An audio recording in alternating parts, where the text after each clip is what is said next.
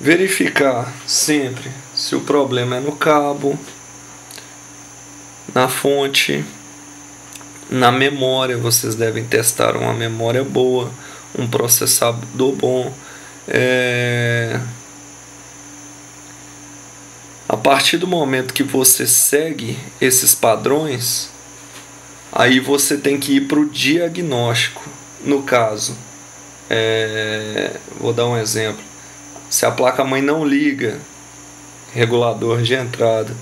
Se a placa-mãe liga e não dá vídeo, não deve estar chegando a tensão no processador ou na memória. Se o som não funciona, aí é só trocar o chip de som, com certeza vai voltar a funcionar. Se a rede não funciona, você vai trocar o chip de rede e vai voltar a funcionar. Se dentre todas essas questões você removeu o chip de rede, o de som, colocou uma memória boa, o processador, verificou se a tensão está chegando na memória. Como é que eu verifico? Em cima do primeiro capacitor, você mede na escala de 20 volts. Olha o multímetro dando a tensão da memória. 1,86 volts. Entendeu? Então a tensão está chegando normalmente aqui. A memória está trabalhando. Entendeu? Como é que eu sei também que o meu processador está sendo alimentado? Tá vendo a tensão do processador? 1,29 volts, 1,30 para ser mais exato, que alimenta esse tipo de processador. Você sabe que ele está sendo alimentado, você tem a plena consciência que o processador também está bom, a memória está sendo alimentada, a memória está boa. Se você já removeu o chip de rede e o de áudio, ele continua ligando e não dando vídeo, então o problema é uma simples regravação de BIOS. Você regravando a BIOS, você vai poder botar a máquina para ligar novamente sem problema algum. Se dentre todas essas questões, esses procedimentos que eu apresentei, ele não continuou dando vídeo de forma nenhuma, aí é o Super I/O e ele deve ser trocado caso ele apresente esse tipo de problema.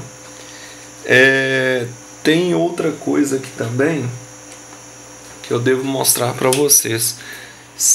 Nessas placas mães mais novas dá muito defeito disso. Deixa eu tirar o cooler. Tem um regulador aqui em cima, esse chip quadradinho, ele é que regula a tensão V-Core do processador. Normalmente você coloca o processador na placa-mãe, liga, ele não gera vídeo, não aciona a tensão dele de 1,30 e ele não esquenta. O problema é esse CI. Você tem que trocar por outro regulador V-Core do mesmo modelo. Ou então verificar o datasheet na internet para ver se tem algum compatível ou similar. Também verificar, depois de tudo, o controlador, o multiplicador de clock, que no caso é esse chip aqui do lado desse cristal, entendeu? Esse multiplicador de clock ele também é suscetível a problema. Como é que você percebe o problema?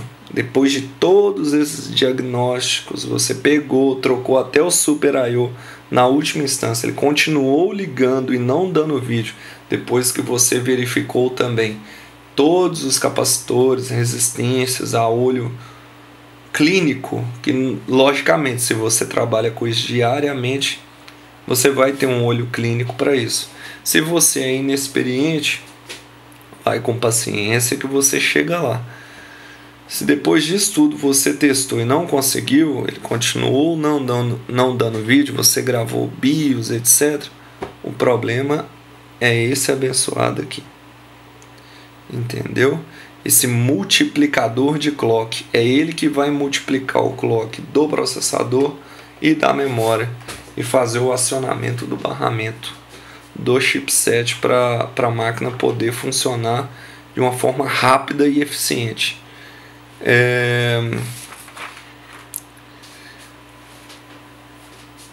Os procedimentos padrões para manutenção de placa-mãe são esses. Normalmente, esse tipo de placa, você percebe quando ele chega de um lugar muito sujo, você deve limpar a placa-mãe,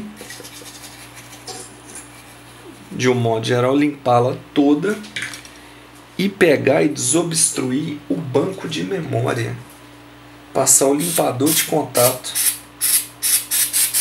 no banco de memória, porque qualquer sujeira que estiver fazendo mau contato, esse limpador de contato vai desobstruir o soquete da memória e ela vai voltar a funcionar perfeitamente.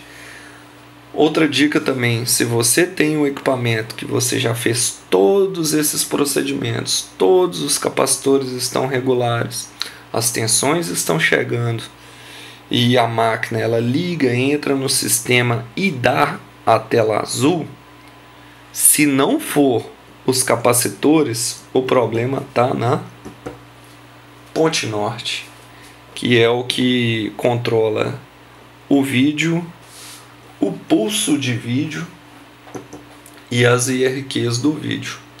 Então, se ele continua dando tela azul, eu aconselho a entregar a placa sem reparo, ou se você for se aventurar e o cliente aprovar o orçamento, você deve fazer o BGA da ponte norte.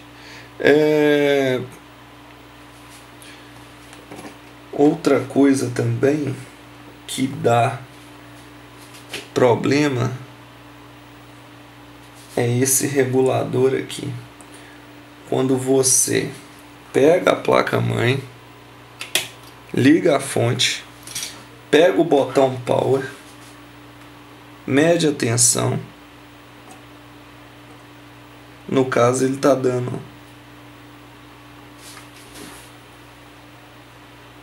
deixa eu ver aqui. No caso ele está dando 5 volts. Se ele estiver entre 3 e 5 volts, ele está funcionando normal. Agora, se não chegar a esse tipo de tensão, o problema é sempre um regulador. Na maioria das placas-mãe, ele fica entre as PCIs, e nesse caso dessa placa-mãe ele fica aqui. Entendeu? Esse regulador esquenta demais, ele não aciona o PMW, não chega a corrente aqui no botão power, a placa não aciona de forma nenhuma. E é isso aí, gente. Dicas super valiosas para reparo de placa de desktop. Apesar do nosso segmento ser de notebook, mas vocês sabem, né?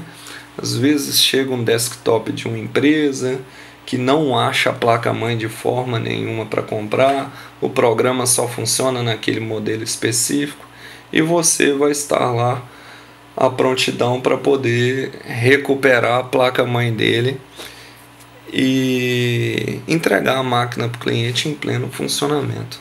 Espero que vocês tenham gostado desse vídeo. Um grande abraço.